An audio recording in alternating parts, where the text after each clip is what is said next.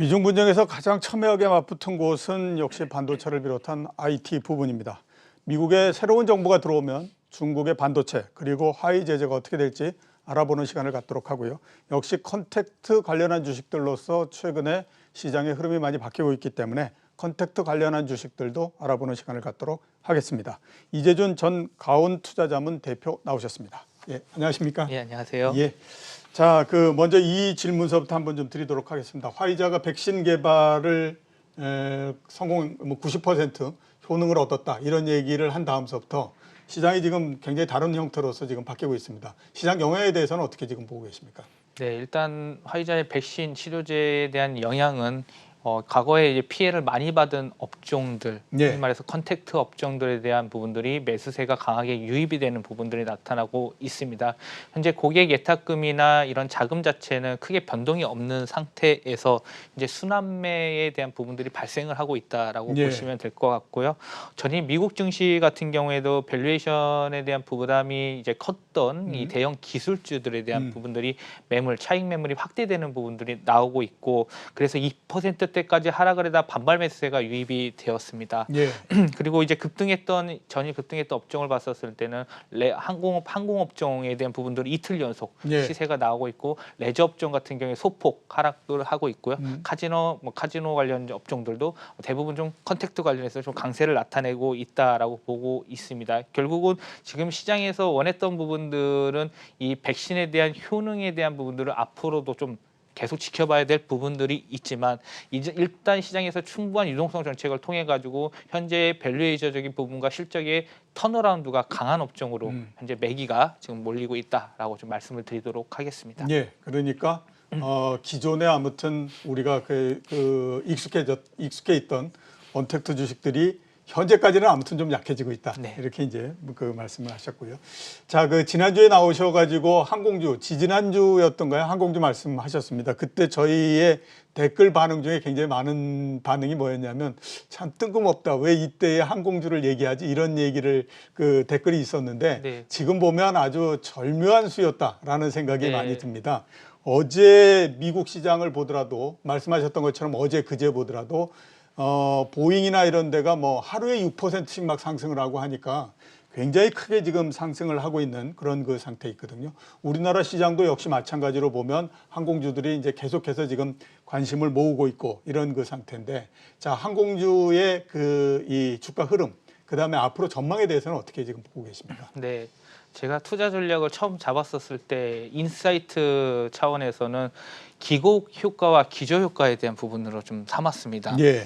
일단 항상 이 실적 발표를 했었을 때는 전년 동기 대비 몇 퍼센트 증가를 했냐, 몇 퍼센트 감소를 했냐라는 부분들이 있죠. 예. 기존에 있던 이 강세를 이끌었던 언택트 업종들은 내년 2021년 되면은 과거 2분기, 3분기, 4분기 코로나19가 발생했었을 시기에 대한 부분과 실적 부분다 감소할 가능성이 굉장히 높기 때문에 기고 효과가 발생할 것으로 저는 생각을 했고요. 예. 반대로 컨택트 업종에 대한 부분들은 백신과 치료제가 나왔었을 때는 실적에 대한 부분들이 최악의 상황까지는 이제 없을 것이다. 그렇죠. 그리고 핀셋에 대한 정부 지원과 구조조정 마무리까지 유상증자까지 했죠. 대한항공 같은 경우에는 그런 부분들 때문에 기저효과가 발생하면서 전년 동기 대비 증가할 것이다라고 하면서 저는 이 부분으로 키워드를 잡았습니다. 결국 그런 부분들이 좀 맞았다 좀 생각을 하고 있고요. 뭐 앞으로도 결국은 화이자에 대한 부분들이 이 긴급 사용 승인까지에 대한 부분들은 과거 이런 부분과 달리 해서 봤었을 때는 면역력이 좀 지속될 수 있는지에 대한 확인, 그다음에 안정성 테스트 이런 부분들까지 아직 확인해야 될 부분들은 있지만 시장에서에 대한 부분에서는 현재 기술주에 대한 부분들은 조금 과열되고 좀 접근하기가 어려운 시기이기 때문에 실적이 가장 빠르게 올라갈 수 있는 업종은 결국 항공주다라고 생각을 했습니다. 예. 현재 데이터를 봤었을 때는 일단 연말까지 물동량이나 운임 호조세가 계속 지속될 것으로 보고 있고요.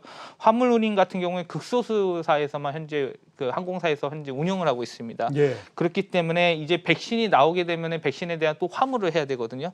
도주 항공시장 관련돼서 백신이 긴급 승인이 이루어지게 된다면은 80억 10억 도주에 있는 그 백신 수송 물량이 유입 기대될 것으로 보고 있고요. 그래서 2021년에 연중을 봤을 때 화물 호조는 지속될 것으로 보고 있습니다. 현재 국내선 같은 경우에는 회복세가 나타나고 있는데 국제선 부분들에서 여객 수요는 아직 좋지는 않습니다. 예. 그런데 이제 화물기로 좀 대체를 해서 일부 좀 상쇄했던 부분들이 있기 때문에 결국은 이 항공업종의 펀더멘털은 점차적으로 개선될 가능성이 높다라고 생각을 하고 있고요. 예. 더불어서 중국 관군제 관련된 부분들도 중국 소비주의 이슈에 하면 항상 여행 항공 관련해서 또 이슈가 나타날 수 있거든요. 예. 단기적인 모멘텀 이슈까지 좀 반응할 수 있는 부분들이기 때문에 현재로서는 이 좋은 분위기가 연출할 수 있을 것 같고요. 과거에 이 소비자들이 소비를 이연을 하다 보니까 이 소비에 대한 부분들은 이연 효과가 발생할 것으로 발생해서 보복 소비에 대한 부분들도 증가할 것으로 보고 있습니다. 예. 연말 블랙 프라이데이까지 하다 보면은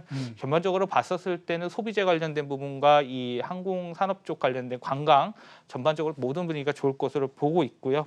그 중에서 이제 그 안에서도 항공주에서도 이제 옥석 가리기를 해야 되는데 일단 현금에 대한 유동성이 높은 그 기업들 그런 부분이고 그리고 현재 화물기에서 실적이 나오고 있는 종목 예. 이게 바로 대표적인 탑픽이 지난번에 말씀드렸던 대한항공입니다. 대한항공. 예, 대한항공을 여전히 중장기적으로 보고 있고요. 기술적으로 봤었을 때는 아직까지는 매물 소화 과정을 당연히 거쳐야겠죠. 예. 과거에 이 손실 보고 있었던 물량들에 대한 이 매물 소화가 있어야 되기 때문에 단기적인 이슈에서는 조정이 나올 수 있어도 그래서 중장기적으로 봤었을 때는 여전히 매력적이다라고 예. 말씀을 드리도록 하겠습니다. 예. 자, 그 항공주 그 수요 쪽에 대해서 말씀을 해주셨고요. 제가 잠깐 좀 더 덧붙여서 말씀드리면 비용 측면도 한번 생각을 해봐야 되는데 원래 항공이 유가가 높아지고 환율이 그 원달러 환율이 높아질 때 이게 완전히 정말 그 죽음입니다. 예, 왜냐하면 항공기 자체를 그 달러를 빌려 가지고 리스를 내기 때문에 그 환율이 만약에 뭐 1,100원에서 1,300원이 되면 엄청나게 비용이 많이 증가해 버리는 형태가 되거든요. 그다음에 또 항공유를 굉장히 많이 써야 되기 때문에 유가가 어떻게 되느냐에 따라서 굉장히 또 변동이 심해지는데 아시는 것처럼 최근에 환율이 1,100원대 초반, 1,110원 막 여기까지 내려갔기 때문에 이면에서 굉장히 유리한 부분들도 있고 그다음에 유가도 40불대 초반에서 계속해서 머무는 상태이기 때문에 아마 이런 부분들도 항공주에 상당히 좀 긍정적인 역할을 하지 않을까라는 생각이 좀 듭니다. 자, 두 번째 한번 알아볼 업종이 LCD 업종입니다. 최근에 이제 LCD 가격이 좀 그 올라가고 있는 상태이고요.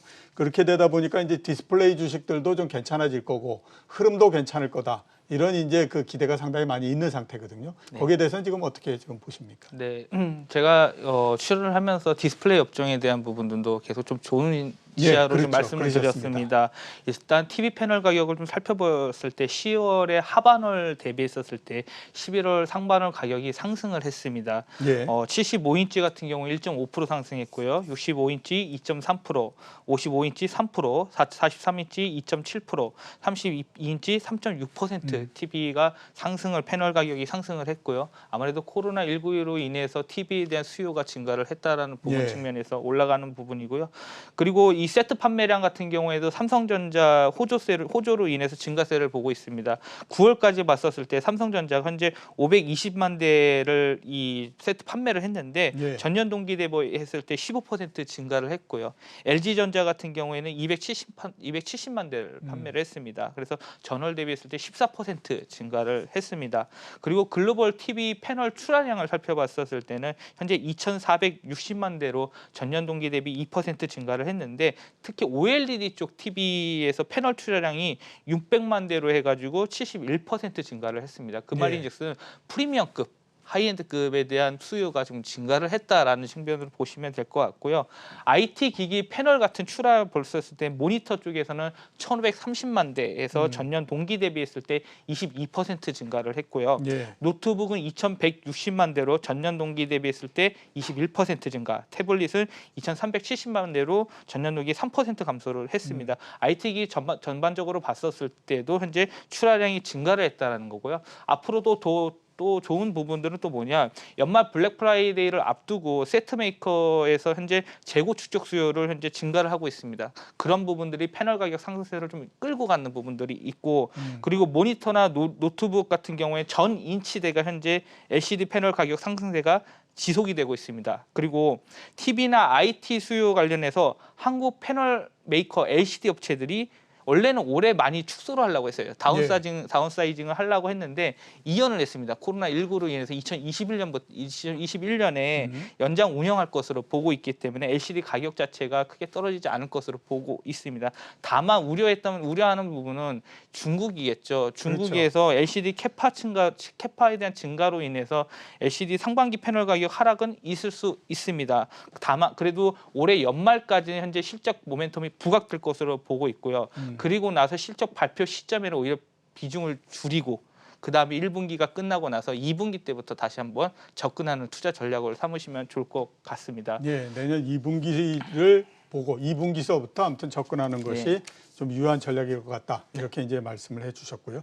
자, 이 바이든 후보가 이제 당선자가 됐기 때문에 한번 그동안에 미중 갈등에서 가장 크게 첨예하게 얽혔던 그 화해에 대해서 한번 좀 여쭤보도록 하겠습니다. 이게 앞으로 어떤 형태로서 풀리고 이에 따라서 우리나라 삼성전자의 그 핸드폰 이 부분들은 또 어떤 영향을 받을까 궁금할 수밖에 없거든요. 네. 어떻게 지금 보십니까?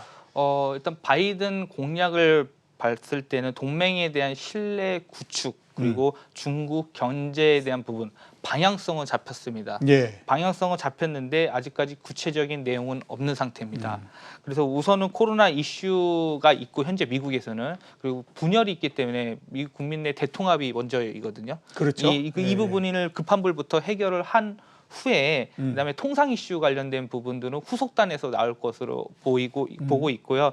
다만 지금 현재 바이든의 신정부에 대한 통상 정책은 트럼프 일방주의에서 좀 탈피를 해가지고 무역 상대 국가의 관계를 더욱 회복하고 국제 통상 질서를 이제 함께 구축해 나가는 방향으로 좀 선회할 것이다라고 보고 있습니다. 결국 미국에서도 중국 정부에 대한 반도체 기술은 견제할 것으로 보고 있는데요.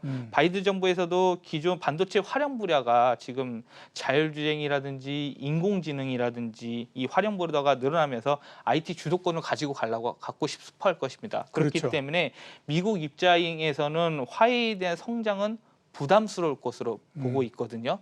다만 그래도 트럼프에 있던 발언보다는 이 바이든 정부에서는 톤다운이 나타날 것으로 보고 있기 때문에 이런 부분들에서 제가 생각했을 때는 삼성전자는 기존의 반사 이익에 대한 부분들에 대한 폭이 조금은 줄어들지 않을까라고 좀 보고 있습니다. 예, 알겠습니다. 자, 마지막 질문을 드려야 되겠는데 시간이 별로 없네요. 네. 그 주가가 지금 우리나라 주가가 그동안에 이제 박스권을 위로 뚫고 지금 올라가 있는 상태입니다. 앞으로 시장 전망에 대해서는 어떻게 지금 보십니까? 네, 일단 환율 자체가 원화 강세로 인해서 외국인 순매수가 강화가 좀 기대되고 있습니다. 그리고 불확실성 이벤트 자체가 9분 능선을 좀 넘어갔다라고 보고 있고요. 시장은 좀 안도하는 분위기, 연말에 가면 항상 안도랠리 얘기가 나오고 있죠. 시장 참여자들은 잔존한 악재보다 현재는 이전보다 명확해진 미국 정부 정책에 대한 구도에 현재 좀 보이고 있고요. 그리고 현재 더불어 초기에 우려했던 정부 정책에 대한 골디락스에 대한 구도를 좀 인식하고 있습니다. 대규모에 대한 부양 정책에 대한 기대는 후퇴하면서 일단 그리고 기술주에 대한 투영된 그 규제 압박도 경감을 해서 시장은 그런 부분이 더 좋게 보고 있고요. 그럼으로 인해서 미국 국채 수익률이 하락하고 달러가 약세가 되고 이머징 통화 국가들이 강세가 났다라는 부분들 자체는 좋습니다. 그리고 연준에서도 현재 추가적인 지원 가능성 부각. 그래서 연준 제로금리 유지 기간이 당분간 기조가 유지될 수 있기 때문에 코스피 상단 같은 경우에는 2018년 1월 고점이 2,600선이었거든요. 2,600선을 다시 한번 트라이할 가능성이 굉장히 높다라고 보고 있습니다. 예, 알겠습니다. 자, 오늘 나와주셔서 대단히 감사합니다. 예, 지금까지 이재준 전 가온투자자문 대표였습니다.